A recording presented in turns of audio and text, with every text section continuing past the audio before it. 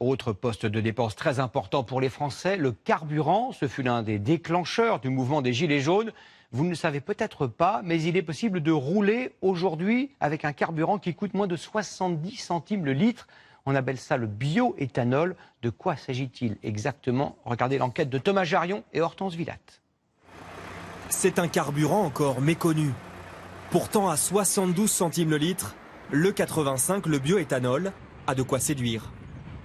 Combien vous coûte un plein actuellement de sans-plomb? Un plein de sans-plomb, 70-75 euros.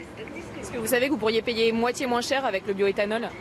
Alors, moitié moins cher, je ne savais pas. Je savais que c'était significatif, mais vous me l'apprenez. Cette station de Seine-Saint-Denis distribue depuis août dernier ce mélange entre 75% d'éthanol et 25% d'essence. Et depuis, les ventes décollent. On part au mois d'août, on est à 3500 litres par mois. Et on arrive au mois de décembre, on est à 12 000 litres. Grosso modo, on a une quinzaine de clients par jour. Sur combien de clients Sur 1500 clients. La part de marché de ce carburant à bas coût a doublé en un an.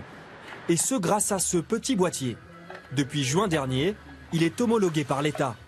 Installé sur le moteur, il sert à convertir les voitures essence de moins de 20 ans uniquement pour qu'elles puissent rouler au bioéthanol, à condition que le véhicule soit en bon état.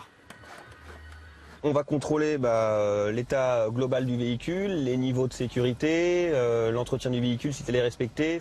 Dans ce garage, il faut 48 heures pour convertir un véhicule. Coût moyen, entre 700 et 1200 euros. Là, nous avons une Peugeot 308, moteur essence.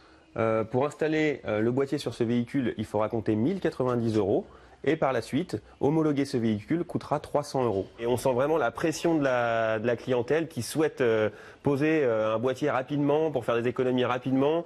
Mais le coût de cette installation est-il rentable? Regardons les chiffres. En moyenne, un automobiliste parcourt 13 000 km par an.